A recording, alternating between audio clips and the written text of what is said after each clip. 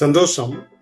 அப்பா தன் மகனை மிக பிரபலமான வில்வித்தை வீரரிடம் வில்வித்தை கற்பதற்காக அனுப்பி வைத்தார். அந்த மகனுக்கு வில்வித்தையில் ஆர்வம் இருந்தது. அந்த வில்வித்தை பயிற்சியாளரிடம் மகனை தினந்தோறும் பயிற்சிக்கு அனுப்பினா, அதுக்கு முன்பு அந்த பயிற்சியாளர் அந்த பையனிடம் பேசினார். நீங்கள் வில்வித்தை கற்றுக்கொள்வதற்கு 3 விதமான அணுகுமுறை உன்னிடம் தேவைப்படுகிறது. அந்த அணுகுமுறை இருந்தால் நிச்சயமாக மிக விரைவாக இந்த வில்வித்தையை கற்றுக்கொள்ளலாம் என்றார் அந்த பயிற்சியாளர். முதல் நம்பிக்கை, நீங்கள் அந்த வில்லை நம்ப வேண்டும். 2வதாக நீங்கள் உன்னை நம்ப வேண்டும். 3வதாக நீங்கள் என்னை நம்ப வேண்டும்.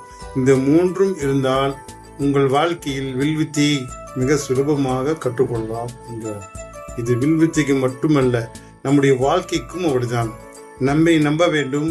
அந்த நாம் நம்புகின்ற அந்த செயலை நம்ப வேண்டும். அந்த செயலிலிருந்து நம்ம தரக்கூடிய பயிற்சியாளியை நம்ம நம்ப வேண்டும். அப்பொழுதுதான் நீங்கள் எந்த துறை எடுத்தாலும் அதில் சாதிப்பது நிச்சயம். சந்தோஷம். வாழ்க வளமுடன்.